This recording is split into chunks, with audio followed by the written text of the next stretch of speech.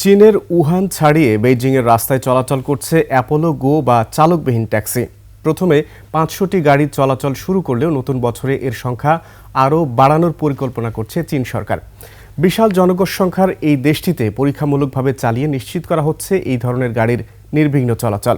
গাড়ি নির্মাতা প্রতিষ্ঠান পাইতু আগামী বছর বাণিজ্যিকভাবে বাজারে ছাড়বে চালকবিহীন গাড়ি। আফসানা রিনার ডেস্ক রিপোর্ট। অ্যাপে চাইতেই হাজির গাড়ি, স্ক্যান করলেই খুলে যাচ্ছে দরজা, গন্তব্য সিলেক্ট করলে চলতে শুরু করবে। ড্রাইভিং সিটে নেই কোনো চালকও, কিন্তু গাড়ি ছুটে চলছে একদম ঠিকঠাক। ইউটার্ন, ছোট ছোট যানবাহনকে সিগন্যাল দিয়ে নির্বিঘ্নে চলছে চালকবিহীন এসব গাড়ি। এতে করে স্বাচ্ছন্দ্যে নিজের গন্তব্যে পৌঁছে যাচ্ছেন যাত্রীরা।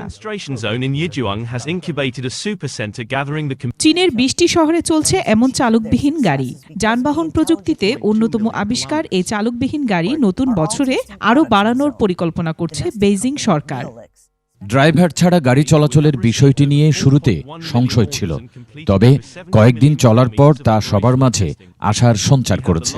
চালকবিহীন গাড়ির প্রচার বাড়াতে চীন জুড়ে নানা উদ্যোগ গ্রহণ করা হয়েছে। এটি প্রযুক্তির আশীর্বাদ।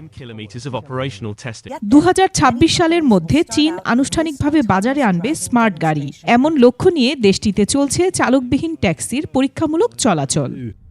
It had set a goal of deploying 1,000 Afsana Nila, test report, ২১ television.